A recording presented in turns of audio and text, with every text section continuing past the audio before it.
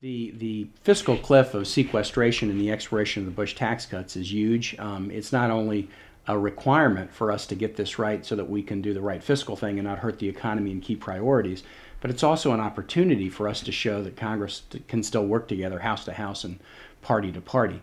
Here's what I would do right now before the end of the year in order to solve our problem. The sequester involves the imposition of $1 trillion of cuts, half defense and half non-defense, over the next 10 years.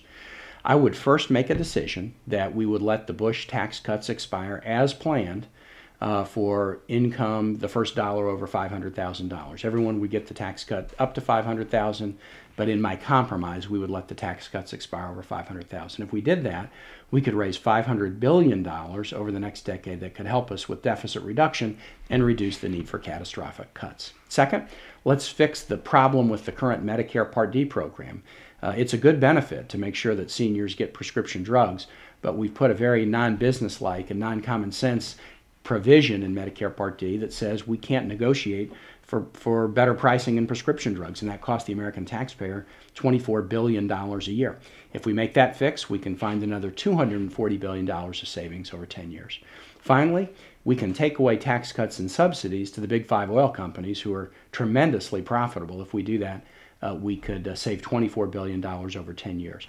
This would then leave us with a remaining sequester cut of about $235 billion over 10 years, $23 billion a year in a federal budget of about $3.6 trillion. We can find those manageable savings in the short term between now and year end. Secretary Panetta, for example, says that we can do it. We can find savings. We just have to do it the right way, not the wrong way. I think this is an important enough issue that candidates need to be specific about how to deal with it. That will then position us for the longer term issue of finding targeted savings, but also finding the revenues that we need in order to balance the budget. I subscribe to the basic notion embraced by Simpson, Bowles, and so many others that we need to make $2 or $3 of cuts for every dollar of revenue. And as the only governor who left office with a smaller general fund budget than when I started in modern times, I know a little something about cuts.